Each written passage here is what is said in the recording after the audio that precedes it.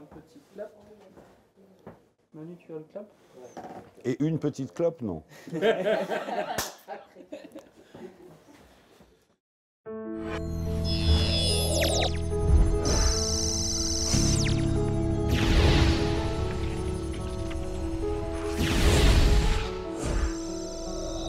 si l'Empire des Tsars se défait comme ça très vite, de trinquer la frontière commune. Vous savez, c'est relatif, ces choses-là. Depuis 25 ans, oui. Mais quand j'avais 25 ans, je n'étais pas du tout hostile au processus d'unité européenne. Mais je m'en contrefichais. Mais alors, vous ne pouvez pas imaginer à quel point tout me semblait 1000 fois plus intéressant que la construction européenne. le débat européen se résume à cette question. Je l'ai fait parce que j'ai très peur. J'ai très peur que l'Europe n'éclate, que l'Union européenne n'éclate.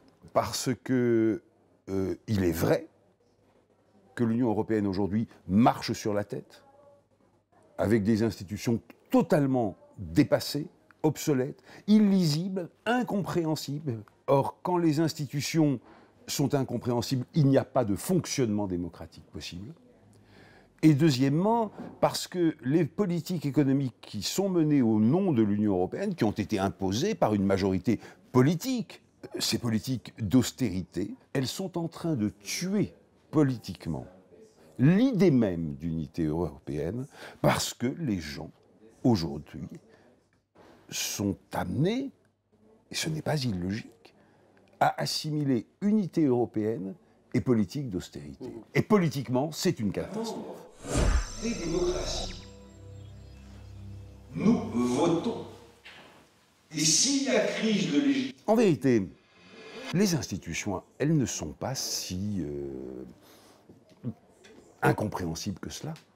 Faisons la comparaison avec les États-Unis. Aux États-Unis, il y a deux chambres, le Sénat et la Chambre des représentants.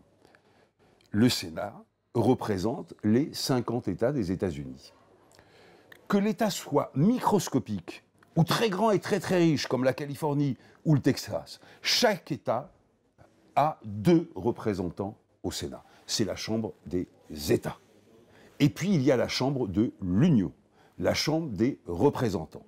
Et évidemment, dans la Chambre de l'Union, le nombre d'élus par État est proportionnel à la population de ces États. Maintenant, passons dans l'Union européenne.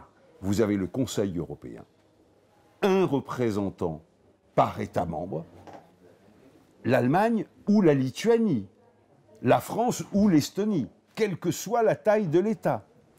Et au Parlement européen, vous avez évidemment une représentation à la proportionnelle des populations.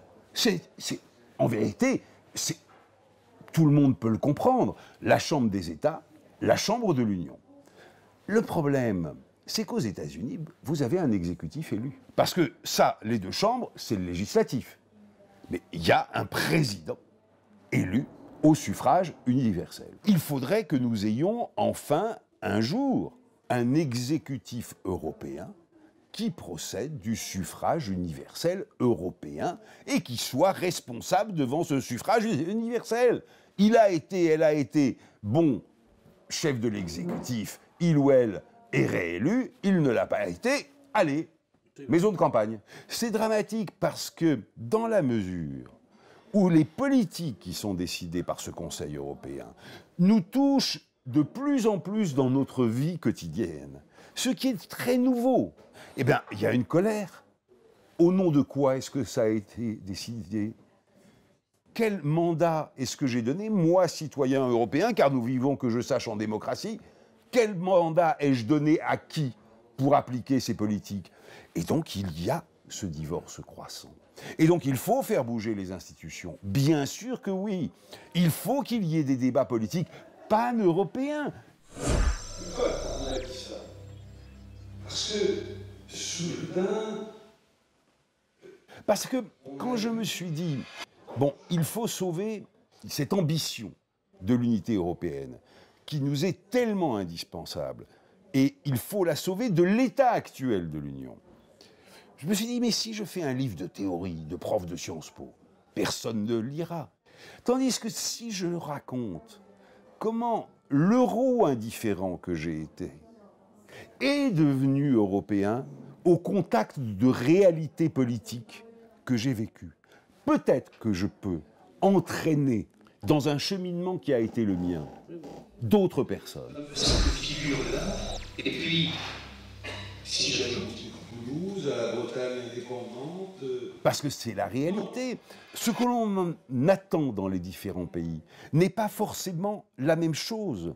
Il faut construire tout cela. Et après tout, combien ça a pris de temps, l'unité française? Ça a pris beaucoup de temps. Et au départ, entre le comté de Toulouse et le duché de Bourgogne et la Bretagne, c'était pas plus évident qu'entre la France, l'Allemagne et la Lituanie. Loin de là. C'est une construction, c'est une volonté politique, c'est un acte de volontarisme. Et il ne faudrait pas que nous nous disions « Ah ben, ça existe, c'est insatisfaisant, on casse ». Non. D'abord, ça n'existe pas encore. On n'en est qu'aux premières pierres. Et deuxièmement, est-ce qu'il viendrait à l'idée d'un seul Français de dire « Ah, on casse la France parce que la politique du gouvernement de gauche ou du gouvernement de droite ne me satisfait pas. Non, on change le gouvernement. On ne change pas de pays. » Eh bien, il faut changer la majorité en Europe. Il ne faut pas changer la construction, abandonner la construction européenne. Oui. Le rôle web du Gévaudan de promotion de l'Internet et au débit dans les zones rurales. Mais... Écoutez, de tout temps, les politiques ont été, en bon français, coincés pour parler de l'Europe. Parce qu'ils pensaient que ça n'intéressait pas les gens, ce qui était en partie vrai. Et qu'il fallait leur parler de la sécurité, du pouvoir d'achat, des réformes scolaires, bref, de problèmes plus familiers. Et puis, depuis 2005, le non au référendum, il y a une large paralysie dans l'Union européenne. Il y a une absence de véritables initiatives nouvelles. Il n'y a que des mesures défensives. Oui, on prend des mesures, c'est déjà pas si mal d'ailleurs, contre la crise, contre les crises financières, budgétaires, etc., etc.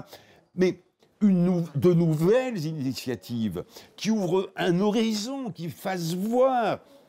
Non, non, parce que nos hommes politiques, je ne parle pas seulement des Français, hein, dans tous les pays de l'Union, nos hommes politiques ont peur aujourd'hui de parler de l'Europe.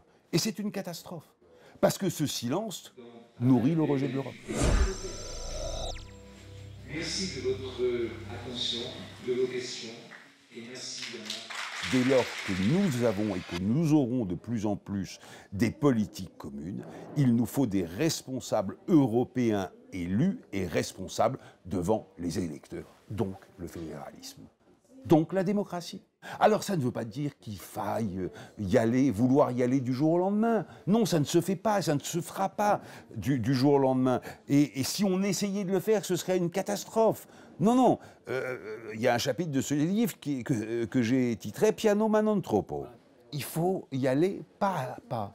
Mais l'objectif, à 20 ans, 30 ans, je ne sais pas, devrait, à mes yeux, être celui-là.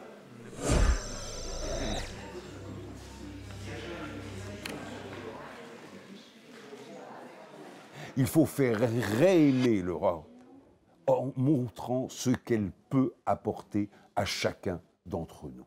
C'est-à-dire un effort commun de réindustrialisation, tellement nécessaire. Un effort commun dans la recherche, la création de grandes universités pan-européennes capables de rivaliser avec les Harvard, Princeton, etc., etc. Ça veut dire une chose très simple. 5, 10, 15, 20 nouveaux Airbus. Parce que Airbus, tout le monde comprend. Quand l'Europe, ça marche, tout le monde comprend, tout le monde est enthousiaste, et j'ajouterais que ça développe chez tous les Européens un sentiment de fierté nationale européenne. Merci de